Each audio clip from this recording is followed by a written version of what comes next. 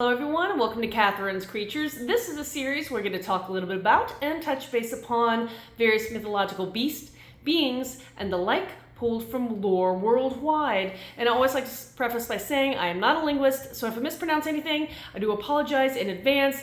And today I wanted to talk actually about a category of entities, and this was suggested, at least one of the specific ones that fall into this category was suggested to me, so I wanted to back up for a moment and talk about the group as a whole before I got into the specific request. And the category overall is called the Bogle.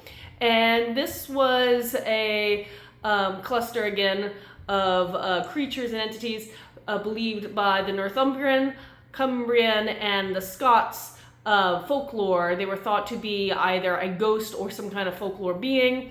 This grouping is clustered together because they were thought to live for the sole purpose to perplex or essentially annoy mankind rather than specifically to do either harm or to serve them. If you've listened to any of these before, these little videos before, you will be kind of familiar, especially in this kind of area of mythos, that there are a number of entities and folklore creatures that do either malicious acts for the point of being malicious or help mankind. So this one, the Bogle group, is kind of in between, which is interesting.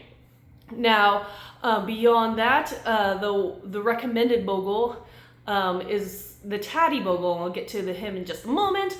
But other varieties of the Bogle group are Shellycoats, Bargeist, Brags, Headley No, and even the giants that were thought to create Cobb's Causeway are clustered in this group.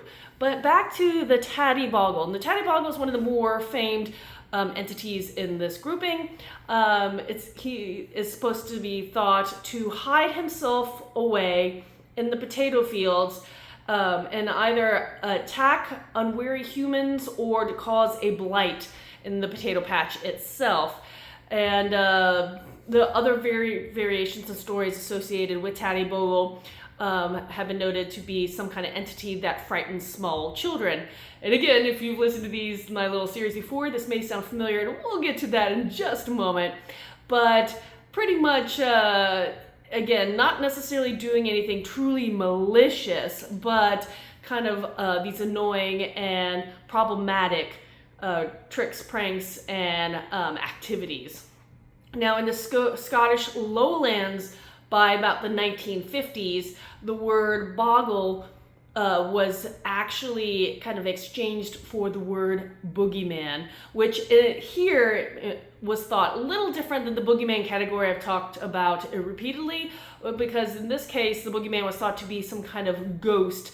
And interestingly, the Tatty Bogle, which at the time was a word for scarecrow. And what do scarecrows do? They are something that helps keep small creatures out of the potato fields in the Scottish lowlands. So we have this kind of evolution of what the Tatty Bogle has become, but it's an evolution of the word from bogle to boogeyman.